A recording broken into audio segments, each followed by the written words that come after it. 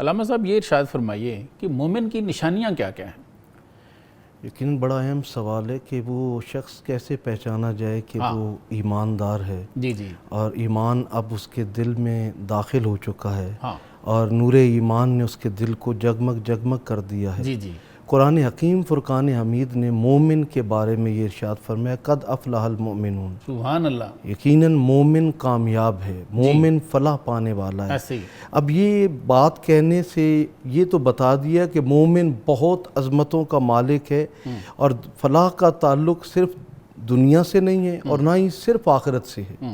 جب بھی فلاح کا لفظ استعمال قرآن نے کیا تو دنیا اور آخرت دونوں کی کامیابی اس میں۔ ہم لوگ بظاہر ان کی کون کون سی نشانیاں دیکھ سکتے ہیں اور یہ کہہ سکتے ہیں کہ اچھا یہ مسلمان ہے اور یہ مومن ہے سر؟ یعنی قرآن حکیم فرقان حمید نے 6-7 ایسی علامات کو بیان کیا ہے جن کو جاننے کے بعد ہمیں یہ پتہ چل جاتا ہے کہ یہ شخص، اچھا وہ نشانیاں جو قرآن حکیم نے ایمان کے نتیجے میں ترتیب دے کر ہمیں بتائی ہیں، جی وہ یہ کہہ لیں کہ وہ ایمان کا ثمرہ ہیں، جی وہ ایمان کا نتیجہ ہیں، ایمان کا پھل ہیں، یا ایمان کے وہ اثرات ہیں جو انسانی زندگی پر نظر آتے ہیں۔ قرآن حکیم فرقان حمید نے فرمایا الذین ہم فی صلاتہم خاشعون، سبحان اللہ، کہ سب سے پہلے یہ کہ وہ نماز صرف ظاہراً نہیں پڑھتے خشوع ہے اس بلکہ میں، ان کی نمازوں کے اندر خشوع ہوتا ہے، ان سبحان کا اللہ، دل سجدہ ریز ہوتا ہے۔ واہ واہ، مطلب یہ ہے کہ نمازیں ہی مختلف ہیں، وہ نمازیں عمومی نہیں ہیں، واہ واہ، جیسے آقا کریم صلی اللہ علیہ وآلہ وسلم یقیناً ایمان کی جان ہیں۔ آپ صلی اللہ علیہ وآلہ وسلم جب حالت نماز میں ہوتے تھے تو کہا جاتا ہے جیسے ہانڈی کھولتی ہے اور اس میں سے آواز آتی ہے، وہ کیفیت آپ کے قلب اطہر کی ہوتی تھی، اللہ کی بارگاہ میں خشوع اور خضوع کے ٹائم سبب۔ کم ہے، کچھ اور نشانیاں مومن کی؟ پھر قرآن حکیم فرقان حمید نے کہا کہ والذین ہم عن اللغو معرضون، سبحان کہ اللہ، وہ اعراض کرتے ہیں، دور ہوتے ہیں لغو گفتگو سے۔ بالکل مطلب یہ ہے کہ اپنی زبان کا جو استعمال ہے، ہاں اپنی زبان کو غلط چیزوں سے بچاتے ہیں، مطلب ہر لمحے ان کی زبان ذاکر رہتی ہے اپنے رب کی، آیات جاری رہتی ہیں، حضور نبی کریم کی ثنا جاری رہتی ہے، اہل بیت اطہار کے تذکرے کرتے ہیں، بلکہ وہ ان سے ہمیشہ کنارہ کشی کرتے ہیں، اور وہ لوگ جو دنیا پرست ہیں گویا ان سے وہ اعراض برتتے ہیں۔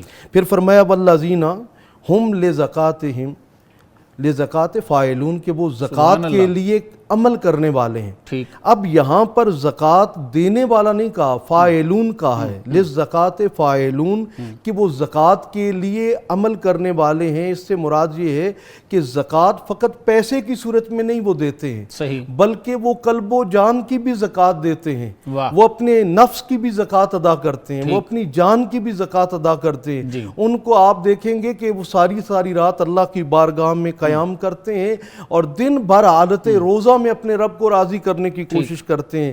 گویا ان کی زکوٰۃ کی ادائیگی وہ نہیں ہے کہ 2.5% دینی ہے، وہ ساری زندگی حالت زکوٰۃ میں رہتے ہیں اور وہ عطا کرتے رہتے ہیں۔ اور پھر فرمایا والذین ہم لفروجہم حافظون، کہ ان کی ایک شان یہ بھی ہے کہ وہ اپنی شرمگاہوں کی حفاظت، بد کردار نہیں ہوتے، وہ جیسے ہمارے ہیں کہ ناڑے کے پکے، یہ مضبوط ہوتے ہیں، مطلب یہ ہے کہ ان کی نگاہیں بھی پاک ہوتی ہیں، ان کی شرمگاہیں بھی پاک ہوتی ہیں۔ آقا کریم صلی اللہ علیہ وآلہ وسلم نے فرمایا کہ 2 چیزوں کی گارنٹی تم مجھے دے دو، میں جنت کی گارنٹی تمہیں دیتا ہوں۔ فرمایا جو جبڑوں کے درمیان ہے اور جو آپ کی شرمگاہ ہے، اس کی حفاظت کی گارنٹی تم مجھے دے دو۔ قرآن نے کہا مومن کی پہچان یہ ہے کہ وہ اپنی شرمگاہوں کی حفاظت کرتے ہیں۔ آج جس معاشرے میں ہم جی رہے ہیں یہاں بے حیائی کو فروغ دیا جا رہا ہے، ایسے میں ہم نے ثابت کرنا ہے ہم اللہ پر کامل ایمان رکھتے ہیں، تو اس کا ایک طریقہ یہ بھی ہے کہ الحیاء من الایمان، حیا ایمان میں سے ہے۔ ہمیں اپنے وجود کو